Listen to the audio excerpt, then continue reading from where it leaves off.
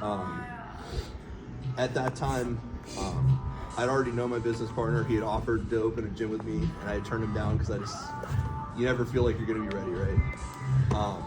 And part of me was like, man, I should have just taken him up on that and opened the gym. But then I would have never built the relationship that I built with those guys, you know? I had met Ted and I had met Alex. They had come to the gym and stuff like that, but I didn't really know them, you know?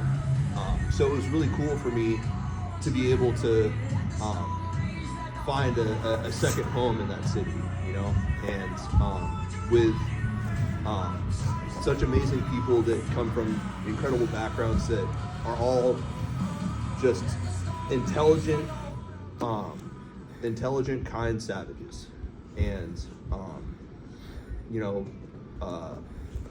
one of those people, being Jacob, which is why I had everybody wrestle him, because I know you guys have wrestled, a lot of you guys have wrestled Alex and Ted already, but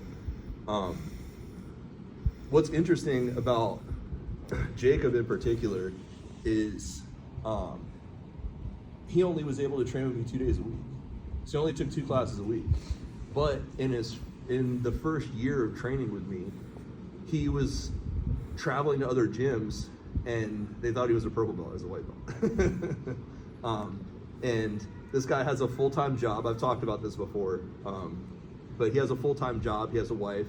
He's got kids. Both your kids are 2 and 5. 2 and 5. I mean, so that's a hell of an ask to go, hey man, can you show up more than 2 days a week?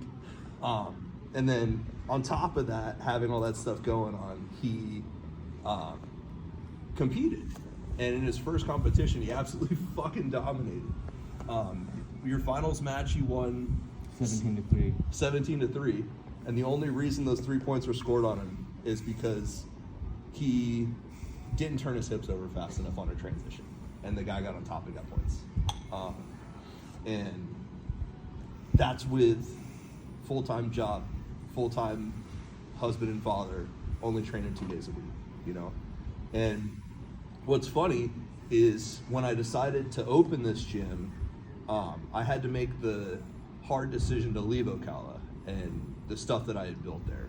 And I didn't want to leave it permanently, but this was just kind of the next transition in my career.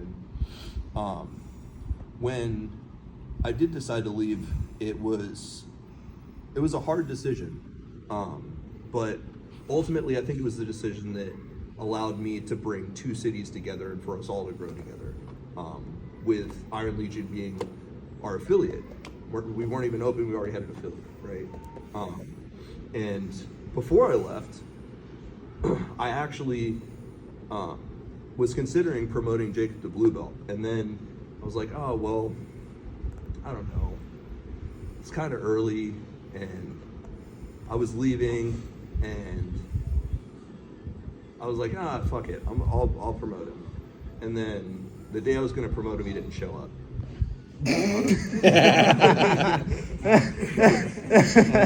and I was like, well, that's it. I'm starting. I'm leaving to start this gym now. I was here for your last class, though. What the fuck? Yeah, it was the class before that. Yeah. Because you had told me you weren't sure if you were going to make it that Friday. And what's funny is this motherfucker told me he was coming, and then he texted me earlier today and said he wasn't going to come, and because it was going to take too long because of traffic. I said I thought I'd miss it because it was going to take too long. And all I replied was, we're going to be here all night. And I just left it. And like 20 minutes later, he was like, all right, I'll be there. And I'm glad you showed up, because now I can finally give you your fucking blue belt.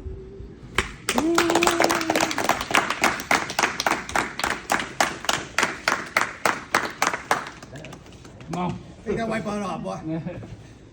Yeah, but these guys have been blue belts for years, and including Izzy is a fucking savage in tournaments. So I wouldn't compare yourself as a fresh blue belt to these guys.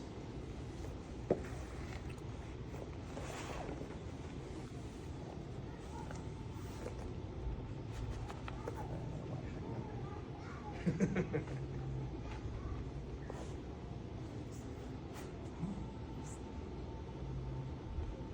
always fuck this part up. I always get it backwards. Come on. Nice job, guys. I would say that Jacob definitely has not had an easy route. But that's one of the things that I preach. I preach discipline and consistency. That's never changed.